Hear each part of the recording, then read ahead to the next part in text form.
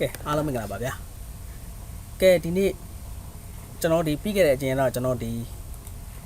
495ထွက်သွားပြီပေါ့ဗျာနော်495လေးထွက်သွားပါပြီဒါကျွန်တော်ညီကောင်မတွေကိုကျွန်တော်ပြခဲ့ပါတယ်ကျွန်တော်တွဲလုံးကတော့ကျွန်တော်ပြီးခဲ့တဲ့အချိန်တော့ကျွန်တော်ပြီးခဲ့တယ်လေနော်ကျွန်တော်ဒီ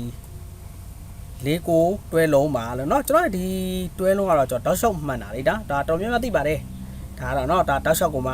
ှဒီတစ်ချိန်ပဲဖောက်တာပေါ့ဗျာနော်ဒီချိန်လေးမှန်တာပါပဲကျွန်တော်ပြီးခဲ့တဲ့အချိန်ကဒီနှလုံးပေါင်းတော့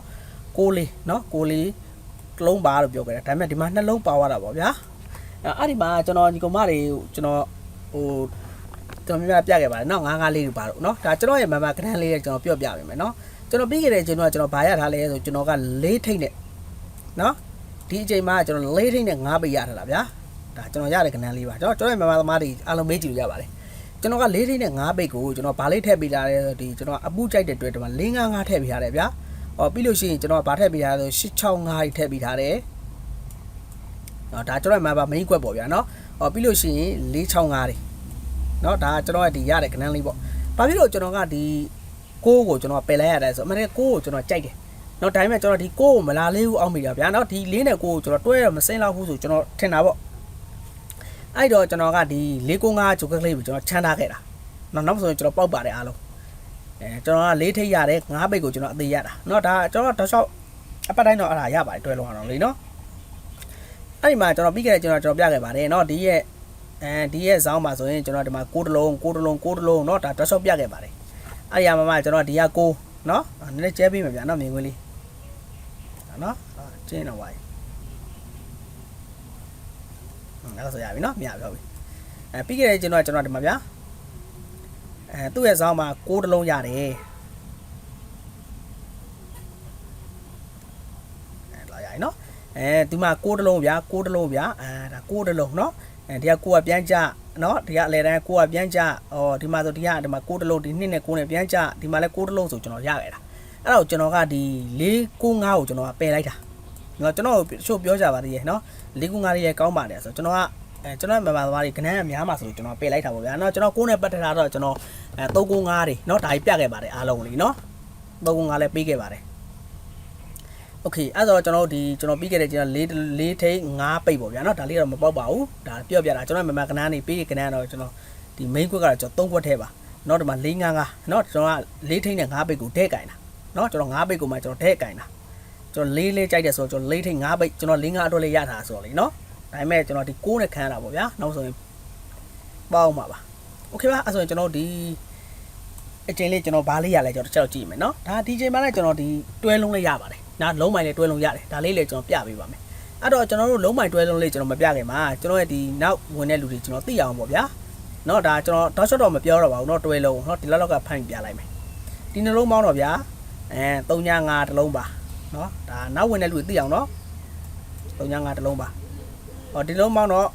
6တစ်တလုံးပါဒီမှာသူကအဲ့လိုအဲ့မျိုးကြီးသူက2ချိန်3ချိန်လောက်ကြာတယ်ဗျာเนาะဒီမှာလဲတောက်လျှောက်ကြာတာပေါ့เนาะအဲ့တော့ကျွန်တော်ကဒီမှာဗျာဒီနှလုံးပေါင်းတော့9နှစ်တလုံးပါဒီနှလုံးပေါင်းတော့9နှစ်တလုံးပါပဲเนาะခွန်ပါတယ်เนาะဒီနှလုံးပေါင်းတော့16တလုံးပါအဲ့ဒီချိန်မှာဒီမှာဖောက်ပါတယ်เนาะဒါဖောက်တဲ့ချိန်လေးကျွန်တော်ပြောခဲ့ပါတယ်ဒါပြီးခဲ့တဲ့ဗီဒီယိုပိုင်းတော့ကျွန်တော်တင်ခဲ့တယ်လीเนาะဟုတ်ပြီအဲ့တော့ဒီနှလုံးပေါင်းဒီချိန်မှာဖောက်တယ်ဆိုတော့ဒီချိန်မှာဆိုတော့ဒီမှာ4ကိုတလုံးပါဗျာ4ကိုတလုံးပြန်ပါတယ်အဲ့တော့ကျွန်တော်ပြီးခဲ့တဲ့ချိန်မှာကျွန်တော်ပြောခဲ့ပါတယ်ဒီအချိန်တော့ကျွန်တော်ဒီ6ကို6လေးတလုံးပါမှာသေချာပေါက်ဒါပေမဲ့ကျွန်တော်က4တလုံးကိုကျွန်တော်သေချာပေါက်ကြိုက်တာ4တလုံးကြိုက်တာကိုကျွန်တော်ပြောပြီးခဲ့တဲ့အတိုင်းပဲကျွန်တော်ကလောရောမှာထိတ်ကိုကြိုက်တာ4ထိတ်ကိုကျွန်တော်အပိုင်ရထားတာ4ထိတ်နဲ့5ပိတ်ကိုပိုင်ရထားတာဗျာပြောရမယ်ဆိုရင်တော့စီးဆွဲရင်တော့ပေါက်တာပေါ့ဒါပေမဲ့ကျွန်တော်ဒီ member ပေးတဲ့ကဏ္ဍကြီးအဲ့လိုစီးဆွဲလို့အဆင်မပြေတော့ဘူးလीနော်တချို့ကဒီတစ်ခွက်ကောင်းနေလိုချင်တာဆိုတော့ကျွန်တော်ကအားကြောင့်မလို့ကျွန်တော်ကထက်မပြီးတာလေပါလာပေါ့ဗျာနော်အဲ့တော့ဒီအချိန်မှာကျွန်တော်ကဘာလေးရထားတယ်ဒီလုံးပေါင်းတော့ဘယ်လောက်လဲ38ဒီတလုံးပ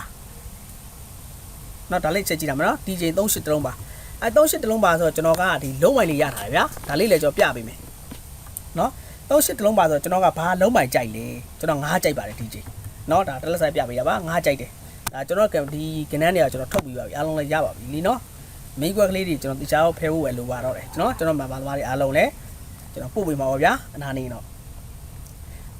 ဒီမှာကျွန်တော်ဘလို့9ကြိုက်လေဒီ38တလုံးပါနဲ့တွဲပြီးတော့ကျွန်တော်9လေးနဲ့တွဲကစားမယ်ဗျာ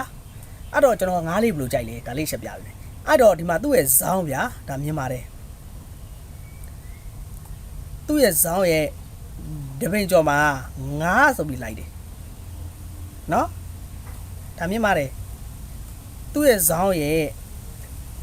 တပင်ကျော်မှာ9ဆိုပြီးလိုက်တယ်ဗျာသူ့ရဲ့ဇောင်းရဲ့တပင်ကျော်မှာ9ဆိုလိုက်တယ်ဗျာအဲ့တော့သူ့ရဲ့ဇောင်းရဲ့တပင်ကျော်မှာဆိုလဲဒီမှာ9ဆိုပြီးလိုက်တယ်အဲ့တော့9ကဘယ်နှကြိမ်ထွက်သွားပြီလဲဒီမှာ9တစ်ကြိမ်ဗျာ9တစ်ကြိမ်အဲ့ဒါပြီးလို့ဒီမှာ9တစ်ကြိမ်အဲ့ဒါပြီးလို့ရှိရင်ဒီမှာ9တစ်ကြိမ်အဲ့ဒါပြီးလို့ရှိရင်ဒီမှာ9တစ်ကြိမ်နော်အဲ့ဒါပြီးလို့ရှိရင်ကျွန်တော်ဒီအချိန်မှာကျွန်တော်9ဆိုပြီးတော့ကျွန်တော်ပေးဦးမလားနော်9တော့ကျွန်တော်သေချာပေါက်ပေးမှာပဲဘာလို့လဲဆိုကျွန်တော်မှာ5 6ပင်9ပင်လောက်ရှိတယ်လीနော်9နဲ့9ကြထိုင်ခဏရှိတယ်ဒါလည်းအနားနေပြပြီအဲ့တော့ကျွန်တော်ကချက်ကြည့်လိုက်မယ်ဗျာဒါတော်များများသိမှာပါအဲ့တော့ဒီအချိန်ကိုလွတ်ထားမယ်ဒီအချိန်ကြည့်ပဲဒီမှာနော်65နော်65နှစ်ဆိုတဲ့ခဏမရှိလားရှိတယ်ဟုတ်ပြီအဲ့တော့ဒီ9ဆိုတဲ့ခဏလေးဒီသူ့ရဲ့နောက်မှာ9ကြပြင်သူ့ရဲ့နောက်မှာနောက်လုံးပေါင်းချင်းဒီခွန်ဖြစ်ရပါမယ်တဲ့နော်မှတ်ထားမယ်နော်နောက်လုံးပေါင်းချင်းဒီခွန်ဖြစ်တယ်ဒုတိယကြိမ်9ကြတယ်နောက်လုံးပေါင်းချင်းဒီခွန်ဖြစ်တယ်နော်ဒါမြင်ပါတယ်နော်အဲ့တော့တတိယကြိမ်3ကြိမ်9ကြတယ်နောက်လုံးပေါင်းချင်းဒီခွန်ဖြစ်ရမယ်အဲ့တော့ကျွန်တော်တို့ကဒီအကြိမ်9ကြတယ်9ရတယ်ဆိုတော့ကျွန်တော်နောက်နှလုံးပေါင်းချင်းဒီခွန်ဖြစ်ရမယ်နော်ဒါလေးချက်မှတ်ထားမယ်နော်အဲ့တော့နောက်နှလုံးပေါင်းချင်းခွန်ဖြစ်ရမယ်ဆိုတော့ကျွန်တော် main ကဏ္ဍထဲမှာကျွန်တော်ပါပြီးသားဖြစ်တဲ့အတွက်ကျွန်တော်ကြိုက်တဲ့ကဏ္ဍလေးတွေအနားလေးပြပေးမယ်လीနော်အဲ့တော့ကျွန်တော်ကဒီနောက်နှလုံးပေါင်းချင်းနဲ့ခွန်လေးကြိုက်ပါတယ်ဒီ9တလုံးပါနဲ့ပေါ့ဗျာနော်အဲ့တော့ကျွန်တော်ကဒီ3ရှင်းနဲ့ကျွန်တော်ကတွဲကစားမယ်နော်ဒါနှလုံးတွဲကစားမယ်ဆိုရင်ညီကမကြီးကြိုက်လို့ရှိရင်တော့3 5တော့9ကတော့ထိတ်ထားတာပိတ်ထားတာပေါ့ဗျာနော်ကျွန်တော်ကတော့ကျွန်တော်ကြိုက်တဲ့ဟာကိုကျွန်တော်ထားပါတယ်နော်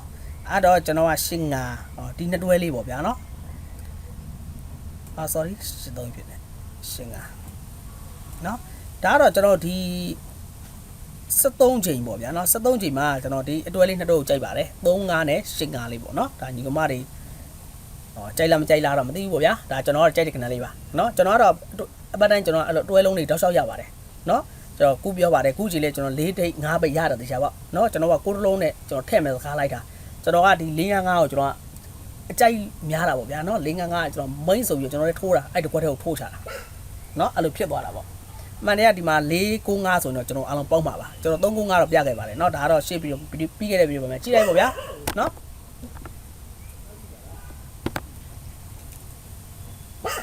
โอเคပါဒါဆိုတော့ကျွန်တော်ဒီလောက်ပါပဲเนาะကျွန်တော်ဒီအနားလေးတော့ကျွန်တော်ထပ်ပြီးပြပေးမှာပေါ့ဗျာเนาะကျွန်တော်ရဲ့ဒီ member ခဏနေလဲကျွန်တော်တေချာစီးထားပါတယ်တကယ်လို့ကျွန်တော် member ကိုကျွန်လို့ရှိရင်လည်းဒီဖုန်းနံပါတ်ကိုဝင်လို့ရပါတယ်ဗျာเนาะကျွန်တော်2လ4ချိန်စားပေါ့ဗျာเนาะ2000ကျပ်ပါဗျာเนาะဒါတော့ဒီတာ member ဖုန်းလေးပါโอเคပါဒါဆိုရင်လောက်ပါပဲเนาะကျွန်တော်နားနေကျွန်တော်ပြပေးမယ်เนาะအမဧည့်သည်လာတော့โอเค